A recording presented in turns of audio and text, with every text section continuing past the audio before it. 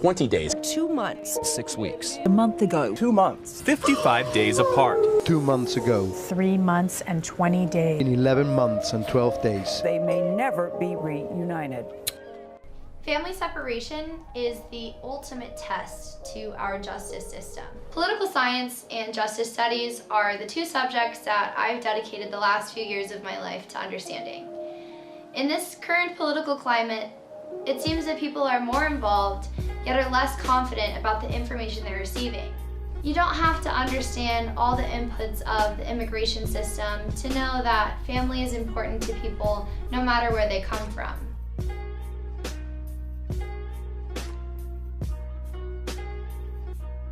During my college career, I had the opportunity to study abroad in Belize. It was here that I first learned of the economic troubles of Central America. Back in Arizona, I had the chance to go visit my old elementary school in the neighborhood where I grew up. It was here that I facilitated a discussion with a group of second graders about family separation and immigration. I brought with me a book called Del Norte al Sur. One of the most interesting pieces of my field research was hearing about these children's experiences with death or loss of a loved one as a way for them to connect to the story of family separations at the border. I was reminded that children of this age really need their parents. I asked these 7, 8, and 9-year-olds a few questions that really helped put the situation in perspective for me. Who is the most important person in your life? What's the longest you've ever spent away from them?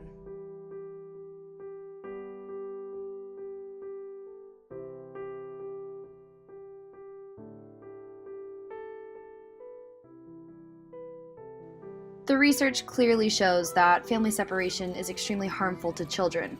However, another piece of this conversation is what happens to the parents. Parents are unable to mitigate the trauma that their children face as they're fleeing an already traumatic situation. The key feature of all of this is what's missing is human contact. And they just have a sense of loss. They don't know when someone's coming back. There's no promise made. These are traumatic moments in a child's life. It's just over, it's done for them. They don't know when. They don't understand any of that.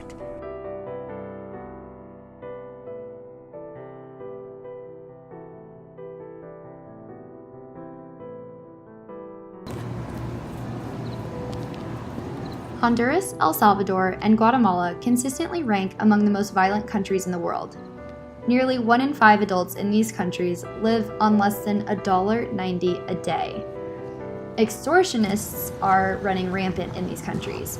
They primarily target public transportation, small businesses, and residents of poor communities. Criminal gangs, drug trafficking, weak rule of law, and political corruption are sources of much of this violence. Criminal groups in these countries profit from kidnapping for ransom and human trafficking, as well as smuggling. Parents trying to protect their children might make the decision to migrate because as many as 95% of these crimes go unpunished. Overwhelming violence in these 3 countries contributes to what a director of a shelter in Mexico says. En realidad es un conjunto de causas que suceden al mismo tiempo. La pobreza, los altos niveles de pobreza, la falta de oportunidades. Parents are forced to make an impossible decision when they flee a violent place. Henry Thompson teaches international political economy at Arizona State University, and he sat down with me to have a conversation about migration. I first wanted to know how we could measure the weight of a decision to migrate with children against the political backdrop that exists today.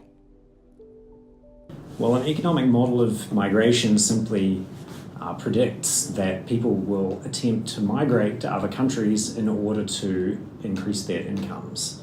The point of the equation is simply to cast the decision of a potential migrant, whether to leave their country and move to another country, as a rational one and a weighing of the benefits to moving versus the costs of staying. And because the levels of income in many of the most developed countries far exceed the incomes of people in less developed countries, and this is probably not going to change anytime soon, there's of course a fairly significant incentive for people in developing countries to move. One of the most common threads in my interviews with parents was that they were unable to truly connect with the idea of fleeing for their lives and bringing their children along. The first grade teacher I interviewed had this to say about whether or not parents were making a mistake.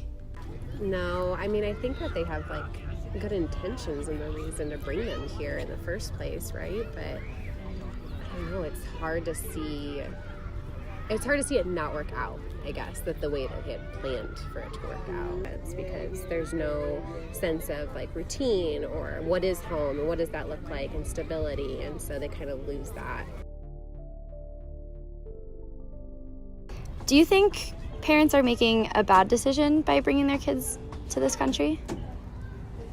It's hard to say from where I'm at, it seems like a bad decision to do that from here, but I'm in my comfortable house and comfortable life and everything around me is nice, so it's really hard to judge what they're doing.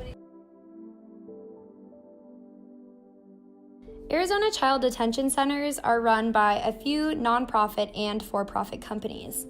Southwest Key operates more than 24 programs for unaccompanied minors in 7 states. Over the last 10 years, Southwest Key Programs has received about $1.5 billion in government contracts. In 2018, the government paid Southwest Key Programs $626 million, and as of December 2018, around 5,000 kids were kept in their facilities.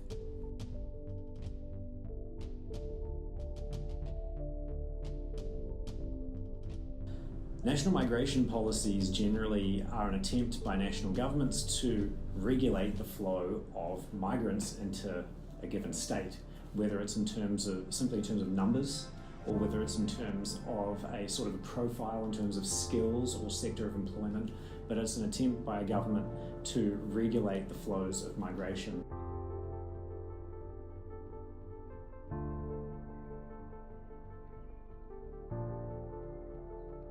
Benefits from moving to another country are going to be quite obvious, probably a higher income, because you're probably going to move to a higher income country.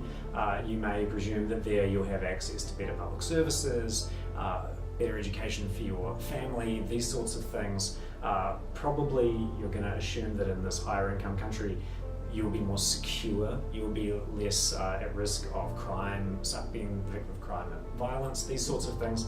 Perhaps you might even worry about political persecution at home, and you presume that you won't suffer that in your destination country. And so you weigh up the benefits of moving to that country versus the costs of moving to that country, which I assume would mean some sort of transaction costs, some sort of costs involved in transport, which probably involves some sort of risk to life and limb potentially as well, depending on the context. The social and emotional costs of leaving your friends and family, the costs of leaving your current job and profession to move to another context. All these factors you just weigh up as a potential migrant, and if you reach the decision that it is rational, that you will be better off in this new host country, then the presumption is that you will take steps to leave and to migrate. Would you say that migrants coming from Central America today have to add their children being separated from them as a cost? Probably yes. You would assess the costs in terms of time spent in custody by the border authorities, loss of earnings and income during that period, potentially the emotional and social costs of being separated from your family, particularly your children, could be very costly, and the migrants, I presume, if they indeed have full information about what's going on at the border, then they would factor those costs in. The American Pediatric Association, UNICEF, the UN Human Rights Office of the High Commissioner, and many other organizations have come out against family separation policies. Nearly 7% of the U.S. child population lives with at least one undocumented parent. Between 2010 and 2013, it's estimated that 300,000 parents of U.S. citizen children were deported. 4 social work scholars analyzed the ways in which parents and children have to negotiate their legal status. They found that exclusion to access of the many basic resources, including the formal labor market, healthcare institutions, and educational opportunities, were added vulnerabilities that affected the way parents and children were able to interact. A study published in the Journal of Ethnic and Migration Studies looked at the ways in which individual families interacted with institutions. They found that the effects of an immigrant's legal status caused great uncertainty for the entire family unit, causing pressure on parent-child relationships. A focus on family separation in the context of immigration policy revealed that a nation has considerable power over the intimate relationships of a parent and child in these circumstances. Researchers from York University found that time did not appear to be wholly effective in repairing a parent-child relationship following separation. In the new country, parents may experience feelings of anxiety or guilt related to their time apart.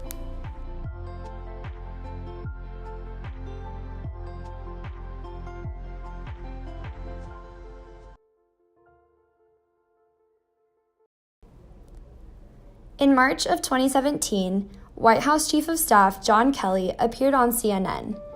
It was the first time family separation was floated as a punitive measure against migrants coming to the U.S.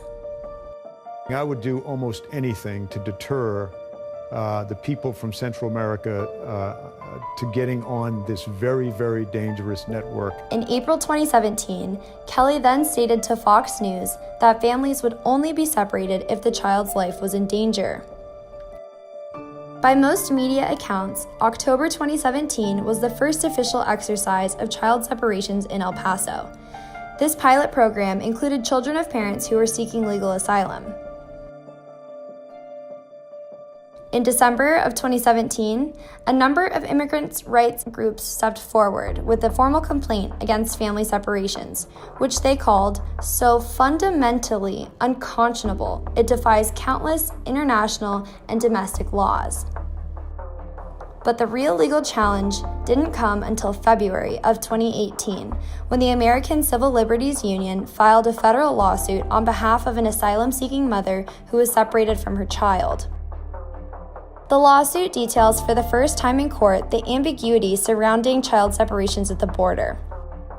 For 4 days, the mother and her 7-year-old daughter were detained together before they were abruptly split up, and the daughter was sent to a facility thousands of miles away. The complaint states that the mother, referred to as Miss L, was able to speak to her daughter by phone only 6 times over the course of 4 months, while both were kept in detention centers. One of the most important arguments made in the complaint is that Miss L and her daughter's rights to due process were violated because Miss L had demonstrated no signs of unfit parenting. In April 2018, though first-time offenses for unauthorized border crossings are considered a misdemeanor, the release of the zero-tolerance policy by then Attorney General Jeff Sessions forced prosecutors to pursue charges for illegal entry into this country. Security is now referring 100% of illegal southwest border crossings to the Department of Justice for prosecution. In May of 2018, White House Chief of Staff John Kelly sat down with NPR's John Burnett and again stated the goal of the family separation policy. A big name of the game is deterrence.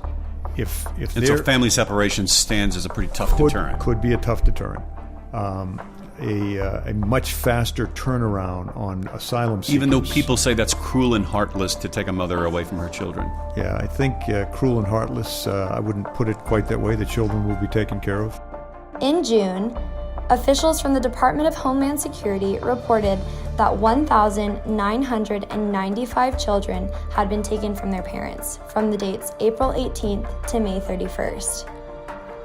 Despite countless media reports of children being taken from parents, then Secretary of Homeland Security Kirstjen Nielsen tweeted in June of 2018 that there was no policy of family separation at the border.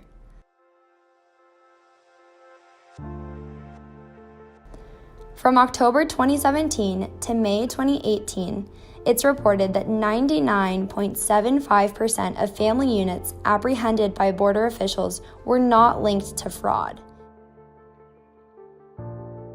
In June 2018, Trump signed an executive order replacing family separation with the detention of family units together. We're signing an executive order I consider to be a very important. Detaining families together doesn't solve all the issues. For parents, separation from their children is often compounded with a host of other challenges associated with their migration. Just putting them in detention together doesn't alleviate these pressures. A federal judge in California ruled that the Trump administration's policy of separating parents from their children was unconstitutional.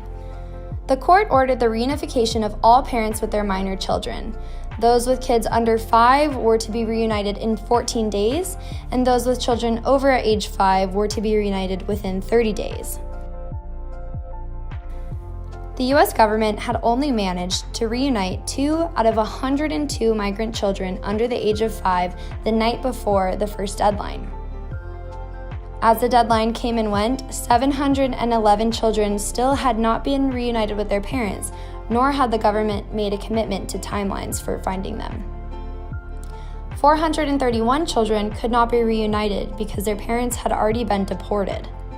120 of those deported parents, more than a quarter of the total number removed without their children, had no potentially viable contact information that the government could use to find them.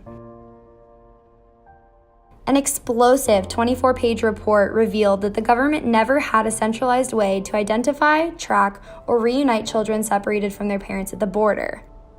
The Inspector General's report concludes that after rigorous investigation, the government is still unable to identify how many children were separated from their parents, meaning there are no available metrics to say if all children have been reunited.